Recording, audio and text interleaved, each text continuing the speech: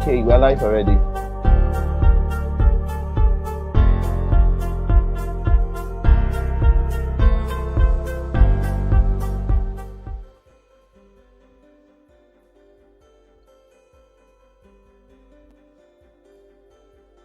Hi, Solomon. Good morning, sir.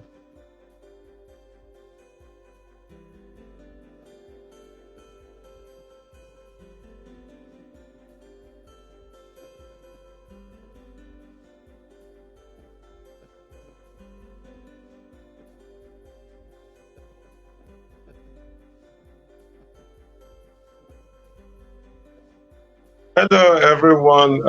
Good morning, and welcome back to the Winning Live broadcast. This is a show where we come every Saturday morning to share with you skills, values, principles, and strategies that will help you become an exceptional person, live an excellent life, be of impact to your world and the world at large. I am so excited that we are back again, and this is another Saturday morning. And what we share here cuts across life. We share about personal development, we share about finances, we share about leadership, we share about different things, everything that that has to do with life. And let me add life and godliness. It's beautiful to have you all back. And this month or last month, we've started a series on relationship and marriage last month, and this is actually the fifth and last edition. So I am so excited to welcome you to the fifth edition of the relationship and marriage series and the 52nd edition of the Winning Live broadcast. I am so excited, and it's been an amazing time. On the first week of this series, we had Engineer Goodness who talked about understanding love, and it was a great time, a great way to start the series. After that, the second edition of this series, we had Dr. Ufoma Onwuka, who talked about before you say I do. I want to encourage you people to go through the videos on my wall. You can see them, but if there are if what I have on my Facebook wall is too many for you to scroll down, you can just port to my YouTube channel. Just type Solomon on Twitter. You're going to see all the videos there. So on the third week we had Barrister Peniela, and on the fourth week, which was last week, we had Ms. Motara Yodada, and it was an exciting time. I'm going to just do a quick recap on last week's session, and then we'll move over to what we have today. All right. Last week we dealt with the topic enjoying singlehood.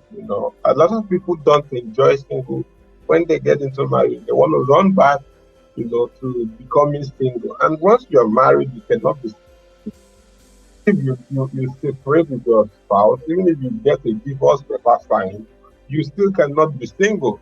What you become is you become separated. When you want to fill your form, when you want to fill your official form, you don't go there and write single. You write separated, or you write divorce. So that's why it's important that you enjoy your singlehood. When you are, it's just like when brands are doing advert, they will tell you to enjoy it while the offer lasts.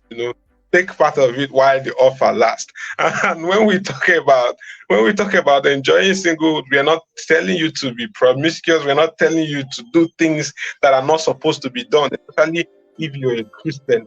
We are saying you should live an interesting life. And what I talked about last week, live an interesting life. And I also had to put that sometimes from time to time, you have to go outside. When people say we are outside, you have to go outside. You don't just have to sit all the way and that's being confined in a kind of life. You have to enjoy your life. You have to live an interesting life, and it's so important. All right. Last week we also talked about you loving yourself and giving yourself a permission to feel good. You don't need people's validation to be who God has made you to be. You don't need people's validation to enjoy your life. You only need you only need to give them notice. So instead of seeking validation, please start giving notice. All right. Feel good about yourself, and nobody's going to do that for you, which is quite true, which is real. Nobody's going to enjoy your life for you. Nobody is going to feel good for you. So it becomes so expedient, so important, that you start, feeling good about yourself. Have a high self-esteem.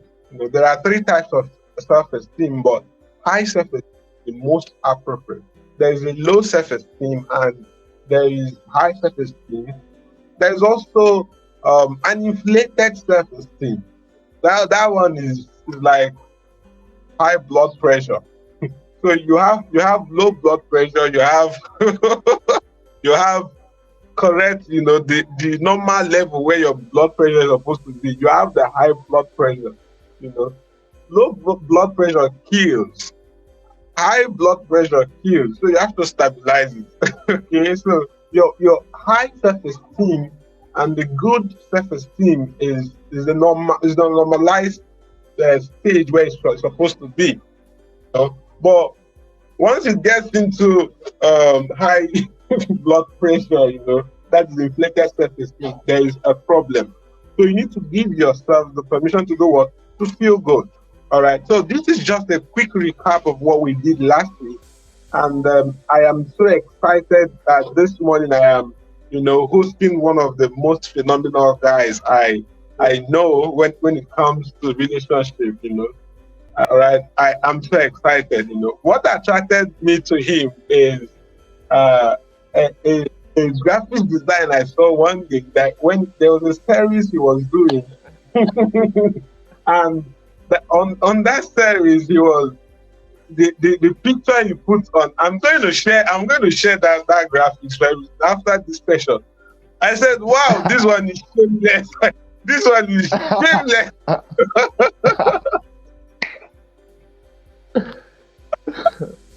All right.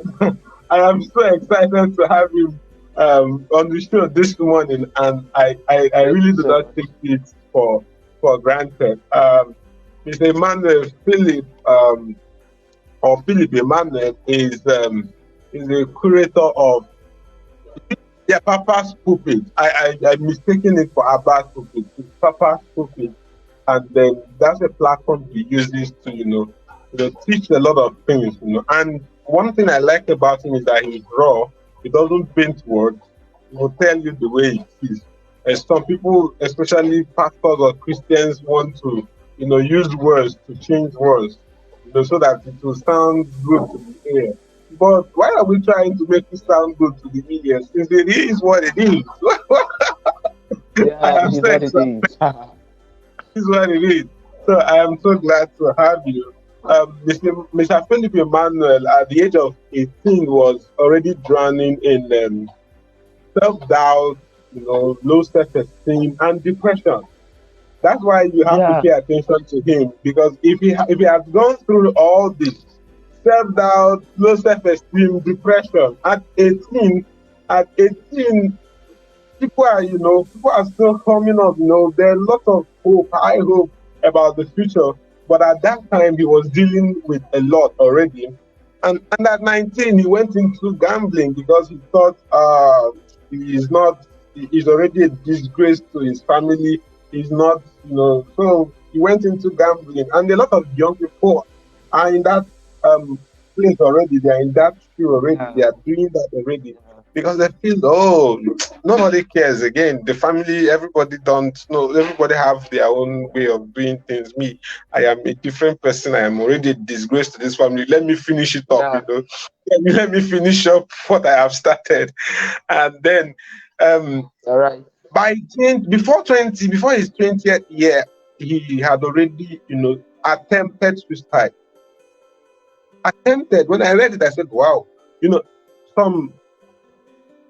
there's a difference between attempted and considered, or maybe thought about. You know, some Yeah, people can speak about it. I didn't just attempt it. Okay, is it attempt? I actually drank the substance, but just that Beth went on vacation. Oh, wow. Wow. Yeah. My goodness.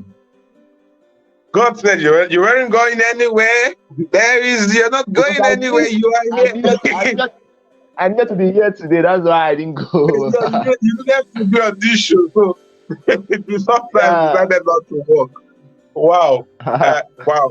It's beautiful. And to know that he has gone through all this and then he overcame them and he's living his best life today. It's more reason why you should listen to him.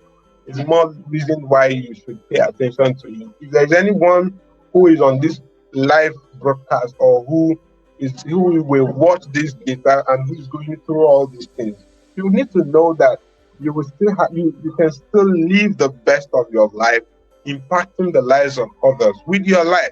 All right. If he has gone through that and he's here, then he can still go through that and come out very strong. All right. So he's a writer, he's a life coach, and then he's a relationship coach. And he goes about telling everybody and anybody who cares to know that he loves Dodo, that he loves Dodo so much. And have him on your WhatsApp status. You don't need to ask twice. Every day, every time. That is like the lover of his life. Maybe the second lover. I don't know about the first lover. So, ladies and gentlemen, it is my pleasure to welcome to the platform Mr. Philip Emmanuel. I am so glad to welcome you. Welcome on board, sir. Awesome. Thank you so much, my brother. Thank you so much, Solomon. It's a privilege being on the Winning Live broadcast. Thank you so much for having me. I feel elated doing this morning. I went to bed late last night. I just said, as soon as I stand up from the bed, this is the first place I'm coming to. I stood up from the bed this morning, took my bath, tried to freshen up, and here I am. Thank you so much for having me. All right. I understand that we don't have enough time. I want to thank all previous guests and speakers who have laid the foundation for this topic. Amazing work you have done. Thank you so much. And if you are watching me live broadcast or you are watching the replay, you are going to be having a time of your life. Briefly. Okay. Again, it will be interactive. I just talk maybe for some few minutes, then I can take questions and let's see how it goes. However, if I can't answer your question, I'll point you to a higher teacher. All right? I'm not the coach, celebrity kind of figure. I just want to live life and inspire my generation with the little things I know. And we're still talking about relationship. I have the luxury of being a relationship coach, like they call me. So I get to talk about it from time to time. Kingdom, supernatural relationships. He and she, pros and cons. The necessity for relationships. Why relationships are important. Why you mustn't do relationships like every other person is doing it. I've been advocating it from the beginning that if I am going to do relationship like others are doing it, I don't want to do it at all. You understand? Because there are so many dating people out there, so many marriages out there that are not contributing significantly to the world, that are not contributing significantly to the society. So I don't know why I would want to join them and then have a nuisance that's going on around. So there are many marriages out there. The goal is not to get married. The goal is not to fall in love. The goal is to use your relationship as a tool to serve the purposes of the kingdom and to transform the society. I think I have to start from there. Those in my inner cycle, from time to time, I tell them that God's primary strategy for societal transformation is not the legislature, it's not government, it's not the executive, it's not the judiciary, it's not even the lawmakers, it's not the president, it's not the church. God's primary strategy for societal transformation is the family. And then every family, if you take it down, now you realize that everything in the society rises and falls on the family. And do you know the component of the family? Every family you have out there is a byproduct of a marriage. And every marriage, let's start today, we are doing this live now, and Saturdays are for wedding. People are getting married today. Every marriage it's a function of a girl and boy relationship. Do you see it now? So at the core of it, God's strategy for societal transformation is the relationship you are doing right now. So my question for you is, how effective have your relationships been in transforming the society, in changing the world, in advancing the cause of the kingdom? Do you get it? So there is a gap, there is a void. There are many people falling, there are people falling in love today, there are many people in relationships today, and then there is still a void. There is still some level of decadence in society. You know why? Because you have failed to realize that your most active role is not preaching in church. Your most active role, in fact, one of the core assignments given to every one of us, right on the face of the earth, is building functional families. And building functional families start from building functional relationships by functional individuals. Because at the end of the day, no relationship can be better than you. I'll say that again. No marriage, no relationship can be better than the individuals involved. All right? So it's something I want you to watch out for. So relationships are very important. Can you still hear me, Solomon? Can you hear me? Yes. All right, thank you so much. So no relationship can be better than you. So I want you to see, if this is all I can do for you this morning, to stir up an hunger in your heart, telling you that there is more to falling in love. There is more to asking a girl out. There's more to saying yes to a guy. In fact, as a lady, that point when you are saying yes to a guy's proposal, I told somebody, I told the protege that when a guy is getting on the news to say, "Will you marry me?" It's not a time for paparazzi. You are shouting, and snap me picture, and then all the social media stuff. It's a time for deep reflection. It's a time when you should even start crying, because, do you know what you are being committed to do right now? Oh my God, you have no idea. You have no idea what you are entering. So if you understand the place of purpose, assignment, destiny, it's the point where you not you not need that to say, "Will you marry me?" You not do this. People should all those things people do. Sometimes even ask their engagement. If the engagement is not those paparazzi stuff, is not over the place, you don't want to do it. But what you have failed to realize is that point when you are saying, "Yes, I will," you are at the point where you are negotiating the future of your children. You are negotiating the future of the society. You are negotiating the future of the church. So it is beyond you. Oh God, I have to say this. A love relationship is beyond you. It's beyond you. Because the guy that raped a girl last night is from a family. Do you want to produce that kind of a person as a son? So sometimes, even when you are making your wish list, I want this in a guy, I want this in a girl, you must understand very well, you must understand from a place of revelation that it is beyond you. It is selfish and self-centered to do relationship for yourself alone. What I want. The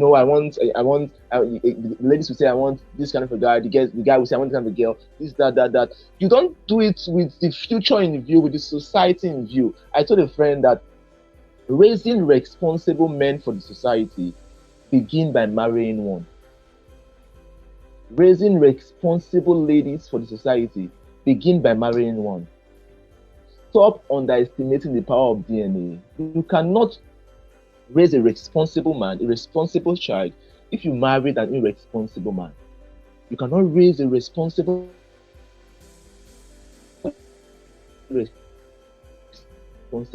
lady, because the first mentor of your girl child will be the mother. The first mentor of the boy child will be the father. That's where they draw their first learning. And there's something we call the doctrine of first mention. That wherever you learn something from for the first time, from the foundation with which you run with it for a long time. You understand? So you want to be careful. You cannot raise responsible people for the society without marrying one. In fact, the salvation of Nigeria is dependent on the person you are going to say yes to. It's dependent on the relationship you're going to start tomorrow. In fact, the salvation of our country, of our world, the eradicating corruption and everything is dependent on the relationship you are doing right now. Because everybody you see out there is from a family. And I've told you earlier on that the family, everything in society rises and falls on the family. Can you see? The man leading the country is from a home. The guy that stole a phone last night is from a home. All right? The Uber driver you'll be booking this morning of taking you to your destination is from a home. The guy covering that marriage you went to, the photographer, is from a home. Can you see where it's coming from right now? So imagine I play my part in raising responsible seed by marrying a responsible person and by doing relationship the right way. And you do your part. Do you see that you have done something, I have done something important, and together we are changing the world? So it doesn't start from the White House. It doesn't start from Aso Rock. It doesn't start from the church. It starts from that text message you are sending to a lover this morning. It starts from that guy asking you out already. It starts from that lady you are about to approach.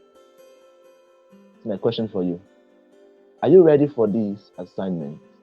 Or you just want to fall in love and do it the way others have been doing it? There is more to this love thing. Come on now. There's more to it. There is more to it.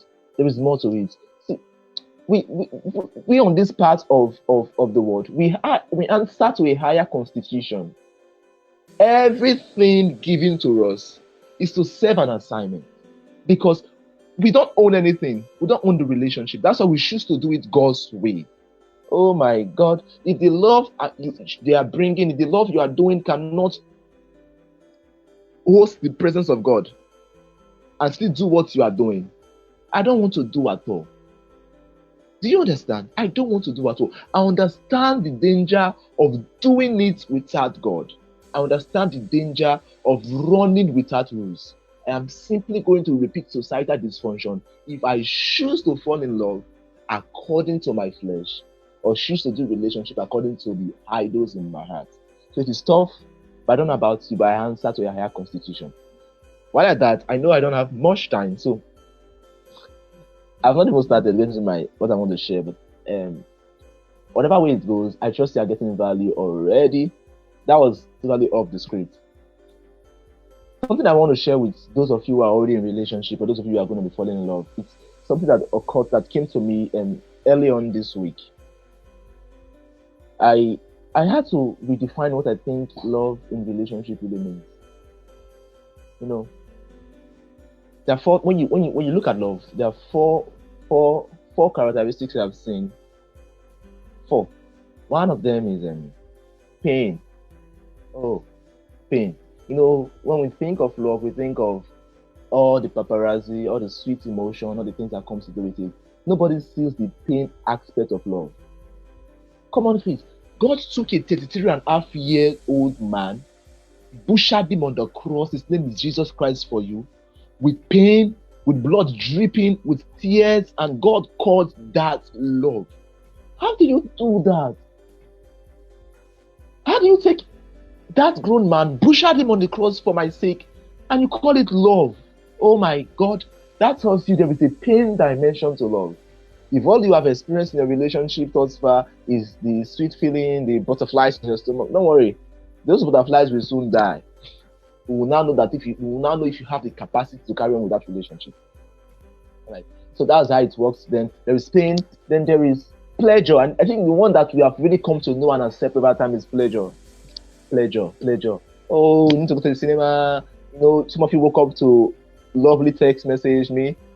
I woke up to this session. Nobody is sending me text anywhere. So some of you woke up to breakfast in bed. Some of you woke up to pampering, amazing things. And that's all you've seen about love. So when you are thinking about marriage, when you are thinking about relationship, you are not saying that there is something called pain.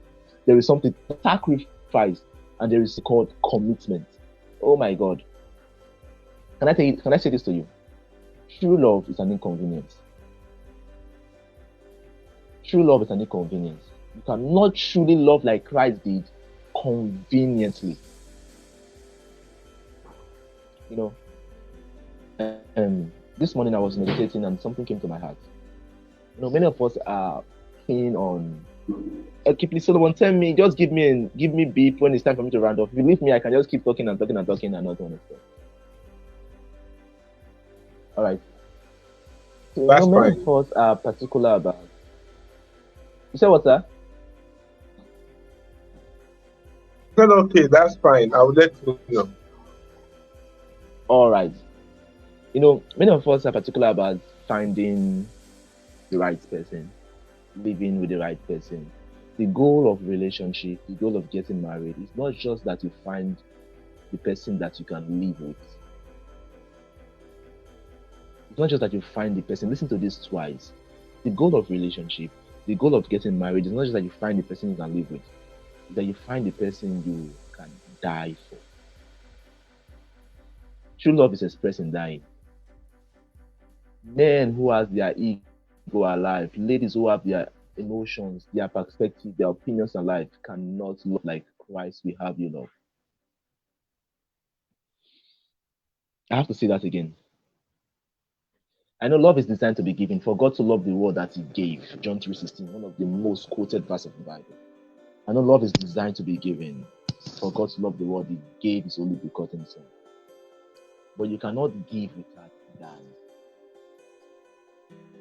It is in dying that you can truly give love. So when I mean dying, I'm talking about giving you principles that can really work for your relationship. It's in dying you can give love. You have to die sometimes to your desire. Sometimes you have to die to your opinion. Sometimes you have to die to your expectations. A whole lot of things in between. So the goal, again, is not just to find somebody you can live with.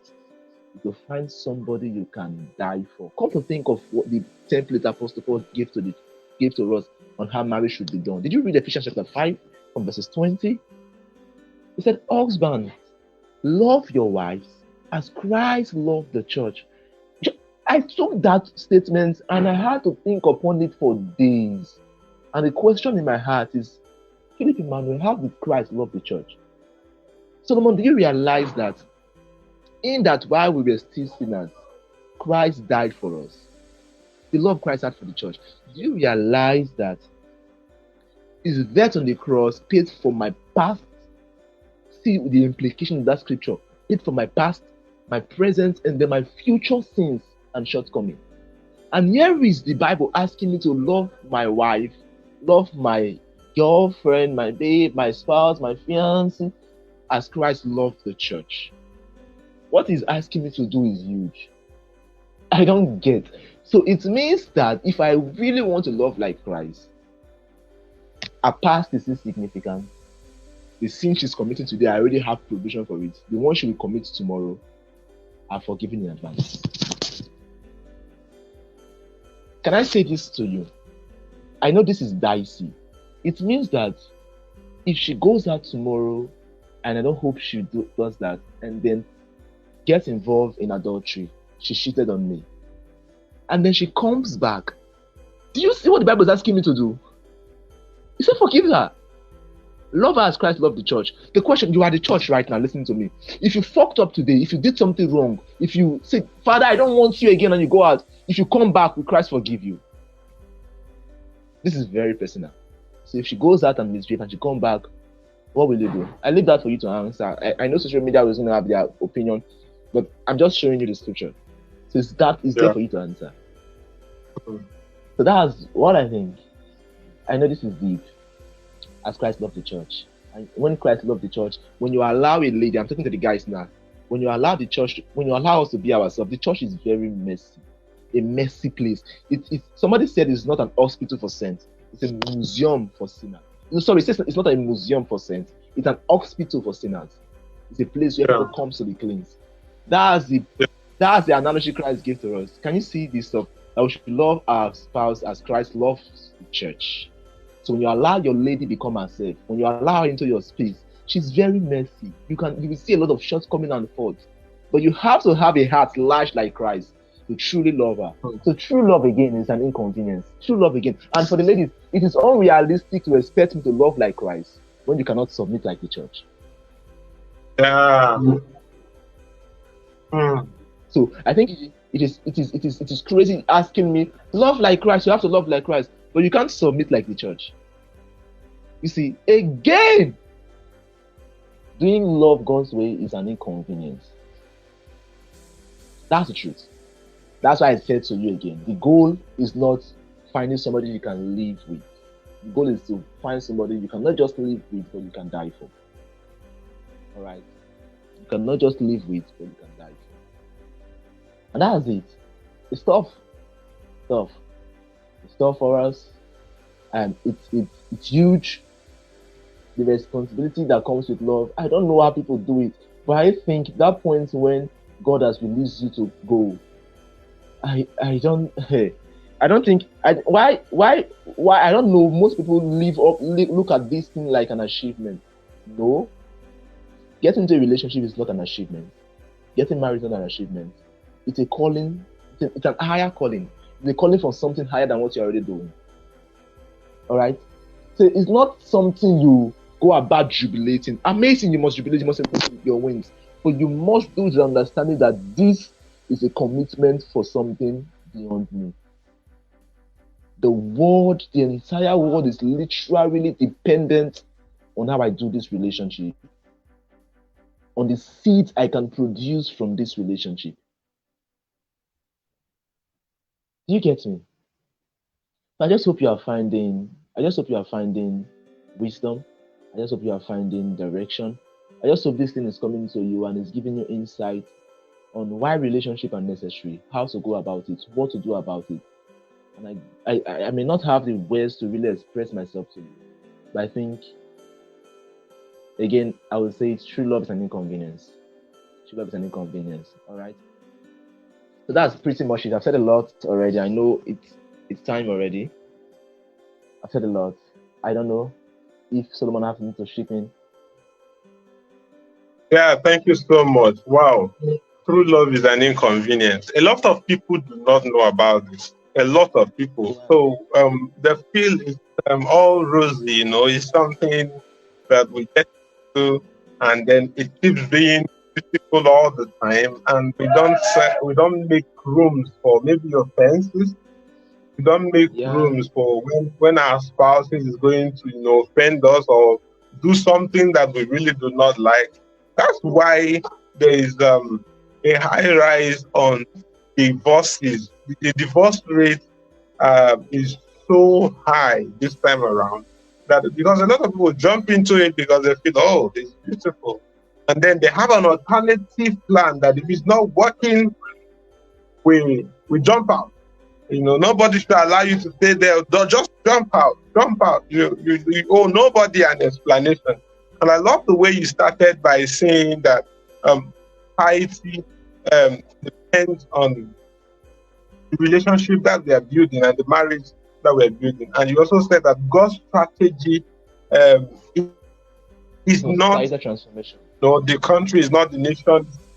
Yes, God's strategy for societal transformation is not the politicians, it's not those people, it's the family. And the family is the first structure where the people who will even go into relationships are being built from, where the people who will even go into leadership, politics and all that, who will go into business, they are being built from. And if we don't get it well in relationships, we won't get it well in family. And when we don't get it well in family, the society is going to be a mess all through. Awesome. So it becomes important that we open our eyes so wide. We've been talking about, different parts of relationship, right from, when we started this series on the first week of June. And this is just, another eye opener. And I so much really, really appreciate you for that. We're going to get into the question and interactive segment when we come back. But for now, we're going to be playing a video invite for the Leadership Rebirth Conference. And I want to ask you that is still online, to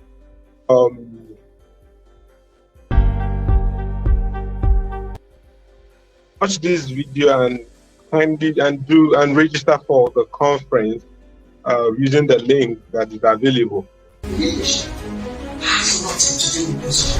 Are you aware that 99% of prayers in Africa is as a result of failed policies? Bad leadership.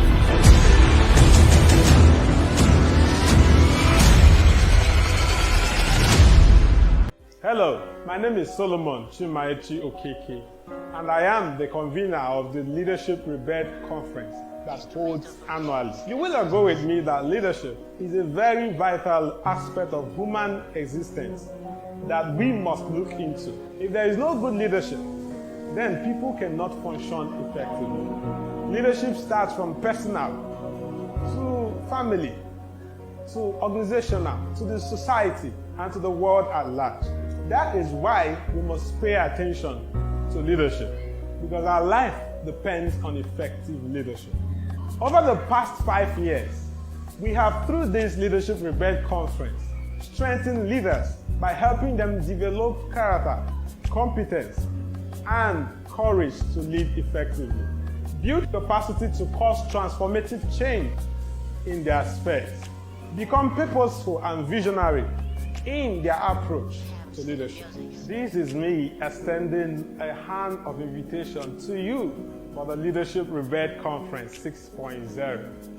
This year's conference is specially designed to help leaders, whether young or old, emerging or established, to imbibe the culture of excellence in their lives, build businesses and organizational structures that thrive on excellence, which of course is going to help them become transformative in their approach and of course cause the change that they desire in their society and in the world at large.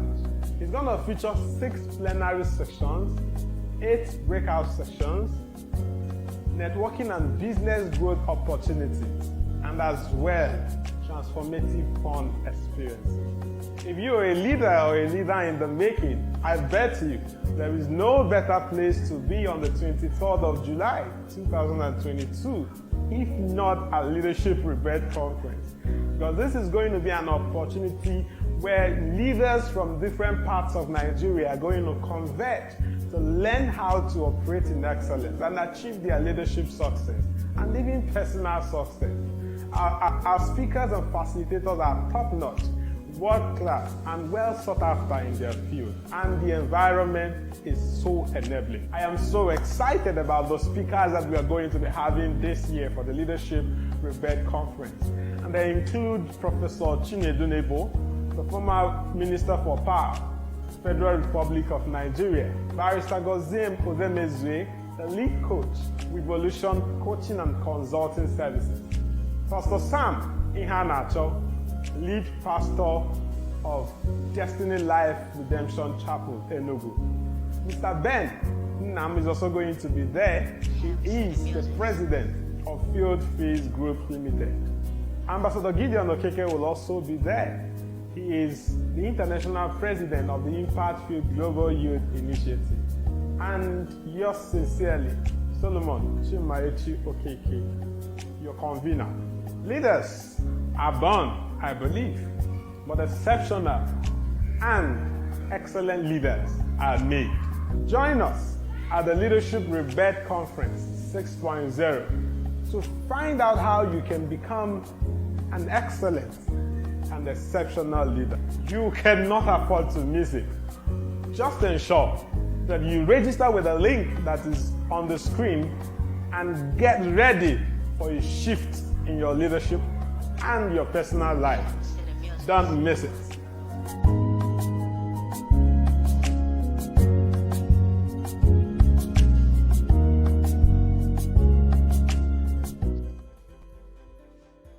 All right, that's an invitation to Leadership Rebirth Conference. If you're watching me right now and you just thought that video, it's me extending a hand of invitation to you, welcoming you and then inviting you to Leadership Rebirth Conference. This is a conference where we help young and emerging leaders build capacity, build character, build courage, build competence and courage to lead effectively and then be of influence in their different spheres of life and endeavor.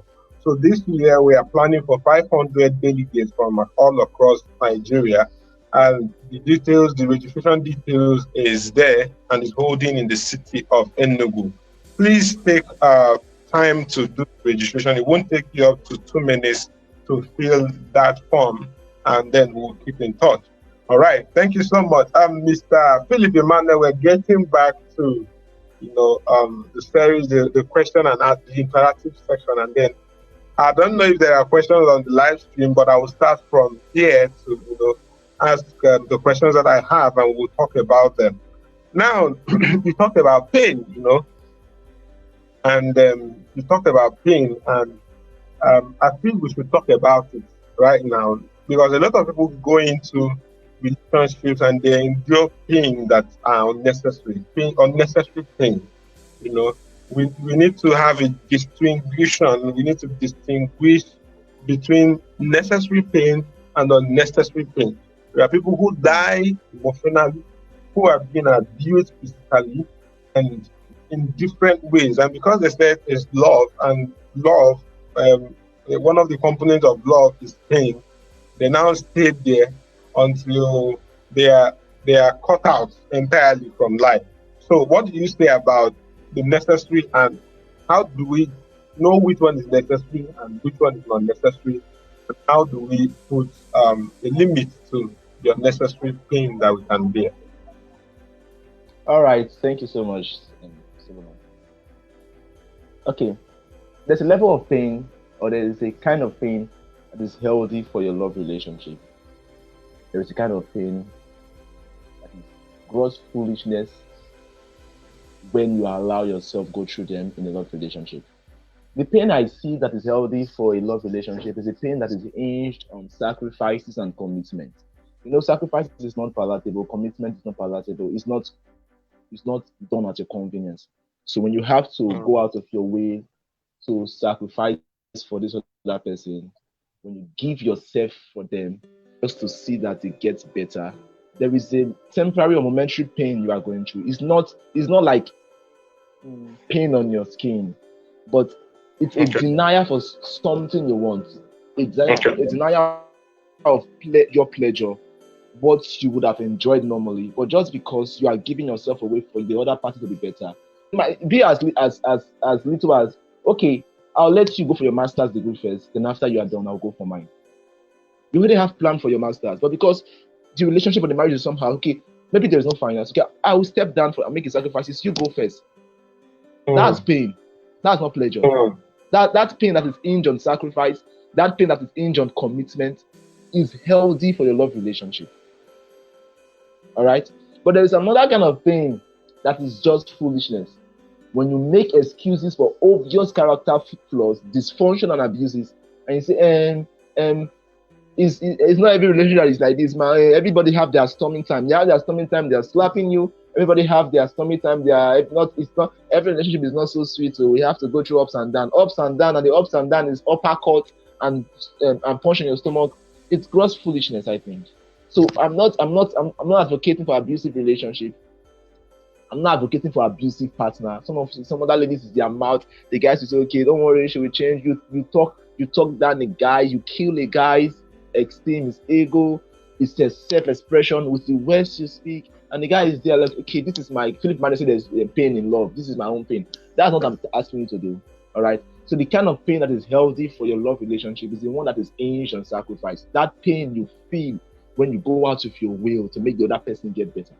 That pain that comes with inconvenience. When it's the last in your account, but you are giving it out to her.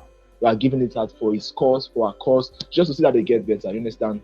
So that's what I mean. That's why I told you earlier on that love is designed to be given, but you cannot give love if you don't die. And there is pain in dying. There is pain in dying. When you die to yourself, when you die to your ambition, when you die to pleasure sometimes, that's the pain I'm talking about. That's the pain that is healthy for your relationship. Not the one that you go and meet someone that is dysfunctional, abusive, insultive, then they've inflicted injury on you, or back and front to the hospital, your eyes are swollen, and you say it is pain. My sister, my brother, you're on your own. No? Love. Some people are not just in love. Some people are not just in love. Some are in love. And people who are in love, they are eyes towards the thing they are supposed to be saying. Yeah. 2 weeks ago, we had Barrister Daniela talk about love. Daniela talked about and not lying. A lot of people that their love is lying. Yeah. Until they get so much injured, that's when they get into the Then they say, I was doing so. I was feeling flag, but I was not flag, but I was in love. Because I was in love. Yeah, you're in love. It's better to be in love than to be in love. Oh my God. I want us to talk about what are the things being God's way.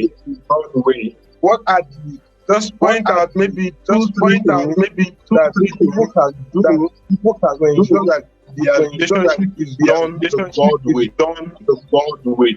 That will help them when they are doing to know that they are in line with God's relationship. Okay, awesome. I know. Thank you so much. I know. Godly relationship, God-centered, God-driven relationship. I know there is the core artist where people talk about purity, no sex relationship, but I'm going to shake that table a bit. Godly relationship go beyond keeping a no sex relationship. All right, it goes beyond keeping a no sex relationship. There are atheists that keep no sex relationship. There are people that just choose to keep no sex relationship. It doesn't mean that it is God-driven. A God-driven relationship or a God-driven marriage is one that, okay, in social studies growing up in school, we define marriage as a union of a man and a woman. So if you want to narrow it down to relationship, because a relationship is coming together of a boy and a girl. But a God-driven relationship is a union of a man, a woman, and the Spirit of God. So you are not two persons in that. We are actually three in it. So a man and a woman is Spirit of God. So God-centered, God-driven, your goals are driven by God, everything is driven by God. And it also reflects in manifestation, what you do, how you do. See, I know this is my bias. But if what we define as godly relationship is just keeping a no-sex relationship, I don't want to do it. No, I don't want to do it. I want a relationship where you can literally touch God from the way I'm giving my partner to you. Oh my God. You can see the characters of God. You can see the attribute of God from the result the relationship is producing. So, one of the things I will look out for in my home is that if Christ loves me, at the end of the day, I'm getting better, right? My relationship with Christ is making me get better. So if I fall in love with her, one yardstick to measure whether God is in the equation is she getting better? Our result should 10 times when she meets me. Our finance 10 times, everything 10 times, because that is how God is working with. God is progressive. So the relationship must be progressive. You must see the result, even in manifestation, the supernatural. We can't give birth to kids who go to school and don't set their schools on fire. I don't know how other people plan to do their own, but if you don't raise your kids, see, be prepared. They will born around mine. You understand? That's what it means to do relationship and marriage God's way.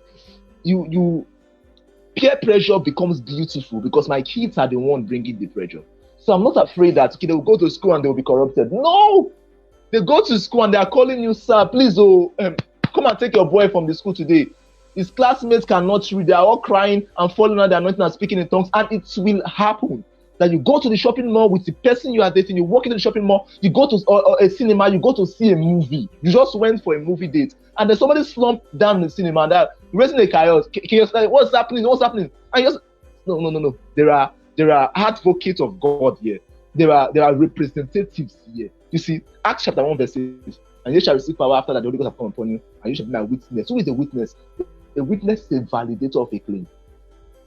So my fact that God is alive, finance, manifestation in the way we lead ourselves, our home, our kids, it's a testament to the fact that God is alive. So when devil takes all that relationships happening and show them to God, this thing is like, think about it in the law court. I'm still giving the analogy of what godly relationships look like.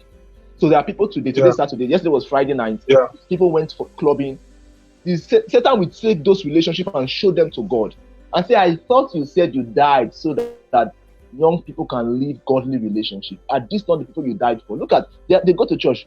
Maybe another person in the house last night was having sex, they are maybe kissing, and Satan takes that picture and show it to God and say, you died and say they should live pure life, pure relationship. Look at this person you died for. I want to put it to you, Jesus Christ, that you are lying. This is accusing Jesus Christ now.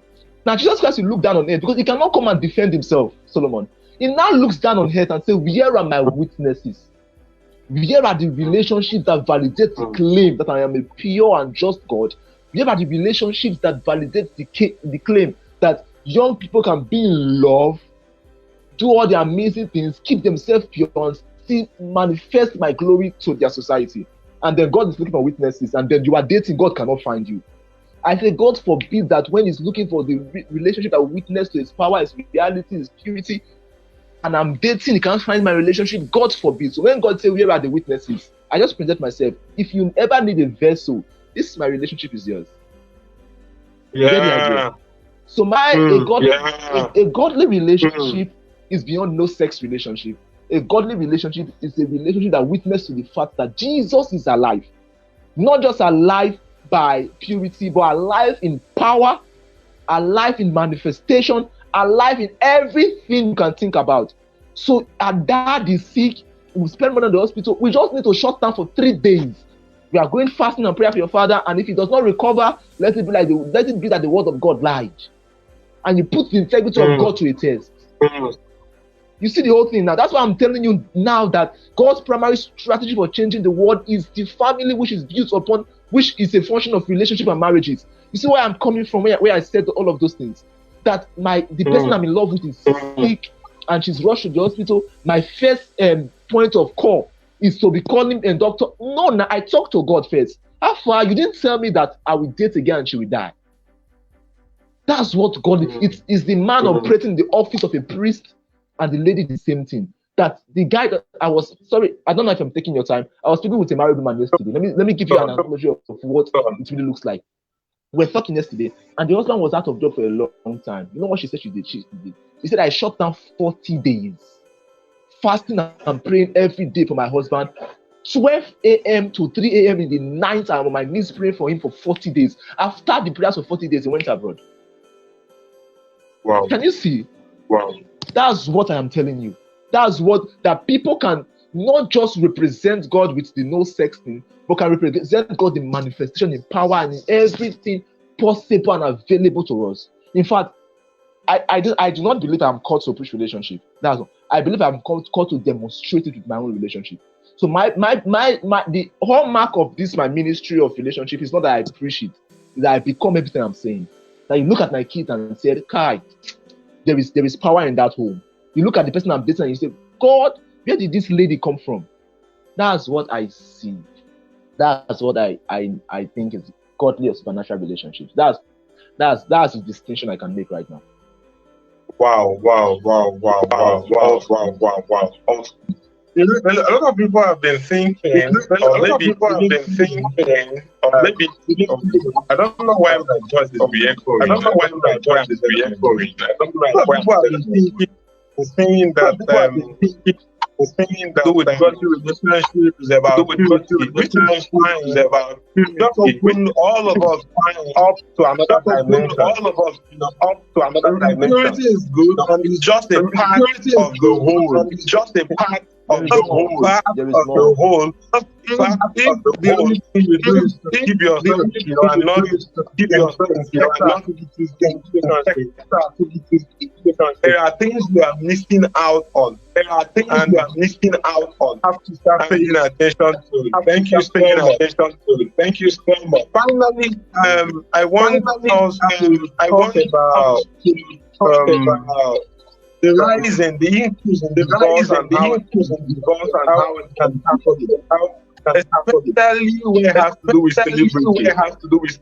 Just saying that some of the Christian celebrities that some of us are living to have how can these things be tackled? These celebrities that are modern every other person,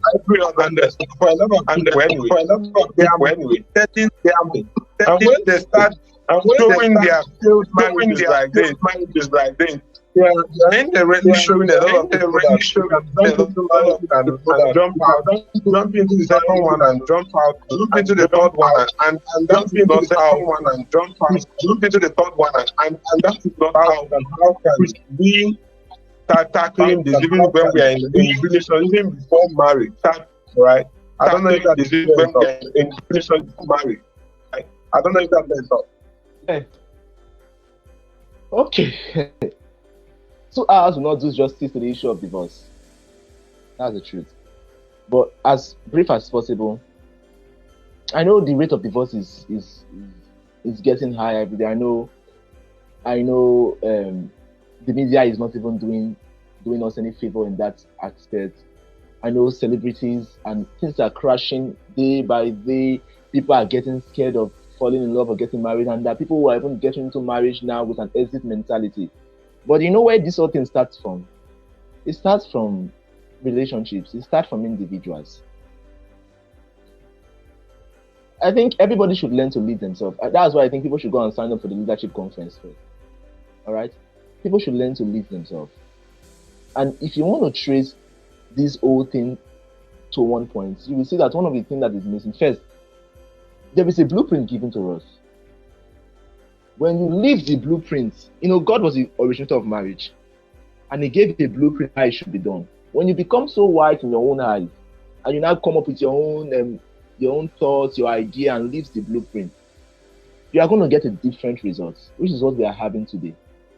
In fact, back in the days, divorce was so critical that even in the concept of dating from the Bible days, if you are known to be dating a lady or a guy, it is as good as you are married. So the chances of breaking up is slim. You cannot just wake up and break up like we are breaking up relationship today and then we say we are serving ourselves breakfast, they've served you breakfast. You can't do that. You understand? So it started from there. Even Joseph and Mary, see what happened when Mary got pregnant. Joseph was scared of putting her away. I wanted to do it silently.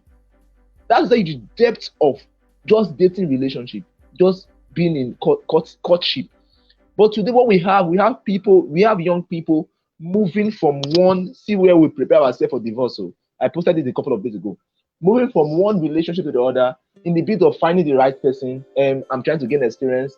I'm enjoying my life. You see, that dating one person, another person. Today, I have been in 3 relationships in 5 years. I'm trying to gather this and that. It doesn't prepare you for marriage.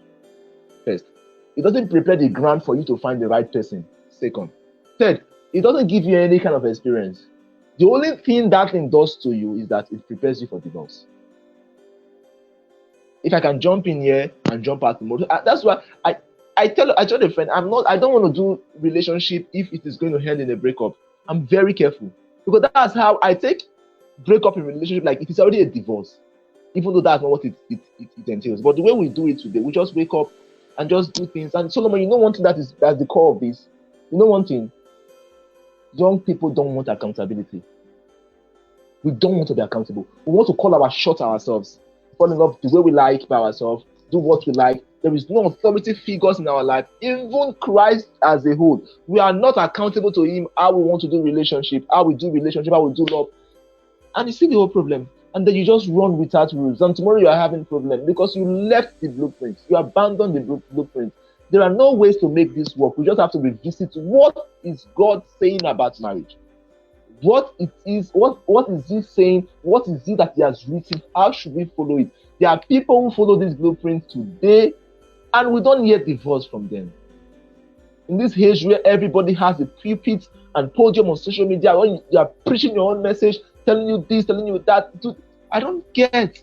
If you stick to your role as a man, as Christ specified, your home will not break. If as a lady you follow the blueprint that Christ specified, trust me, we will not be having divorce. So the divorce we are having flying everywhere today is because people have chosen to run with a manuscript that God did not give us in the first place. So if we want to correct this, we have to go back and ask ourselves, how did God say we should do it? You know, I know we are changing, I know we are evolving, but this is one thing you want to know. The truth might be communicated via different platforms. We might choose to get better with the way we communicate the truth. But at the core, we cannot change what is true. We cannot modify what is true. That slight modification can destroy everything. We can communicate it better, or we can modify it. Thank you so much.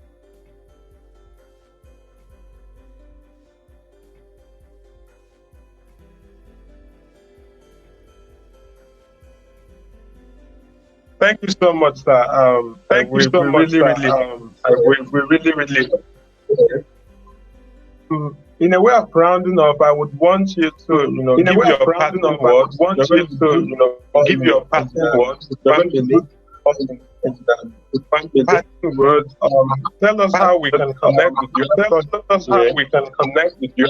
The community, your community, and any other resources that you have, and any other resources that you have, and how we can get them. How we can get them. Okay. Thank you so much, Solomon. As we round off today's broadcast, I want to further remind us again that relationship is an assignment. Marriage is an assignment.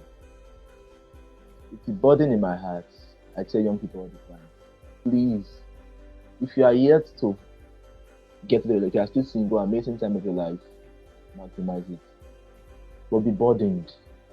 Talk to God. I don't want to do relationship the way people are doing it. It's good, it's okay, amazing, but there's got to be more. Look at my world, look at my society. How can my relationship contribute significantly to changing the world? I need you to ask God that. I need you to carry that burden in your heart. I need you. See, we have to be plenty. We are very few. Trust me. On this part, we are very few. And it's always a burden when I teach people about relationship. We have to be plenty. We have to be loud about it. We have to trend it, that my relationship is an effective tool in the hands of God. My relationship will be an effective tool for transforming the society. My marriage will be an effective tool for transforming the nations of the world. My kids will be tools for changing their schools and environment. It has to start from you. It has to start from you. We have a world to rescue. We have a nation to build. And we can start doing that if we start getting it right with our relationships and our marriages. So, once again, Philip Emmanuel is my name. I've written a couple of books. My most recent book is God When. God When is the title. It will be out in hard copy in a couple of weeks, maybe 2 or 3 weeks' time. It's an attempt to make you understand that there are prophetic and divine seasons in your life that you must maximize. You must maximize. And it is the most suitable answers you will have to the question in your heart of life. God, when will I fall in love? You know, when you come online and you see your friend's engagement party, you're like, oh, God, when? God, when? God is the one asking you when. When will you align to seasons? When will you understand seasons and timing and align? In Genesis, God was speaking to God saw Adam and said, it is not good for Adam to be alone, man to be alone. Man, there was Adam. And I was asking myself, so there was a time when it was good for Adam to be alone. You see the problem? There's a time it's good for you. Do you know what you should be doing in that season? That's the that book. So I want to see you get that book as soon as it comes out. Follow me on social media platforms. This page is from my 20s. You can subscribe to my YouTube channel too at Wisdom from my 20s. And more importantly, I would love to be on WhatsApp. So my always on WhatsApp. WhatsApp number is 08172759819. 08172759819. That's pretty much where you can catch me. Catch me on Instagram at Coach Phil, on Twitter at Coach Phil.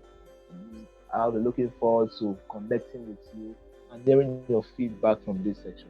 Once Solomon, it's really a privilege to be on the Winning Life podcast this morning. Thank you so much. I didn't thought I would share this much, but thank you so much. You want to say something, sir? Yeah, I appreciate. Thank you so much. I wanted to ask. I appreciate. Thank you so much. I wanted to ask you guys.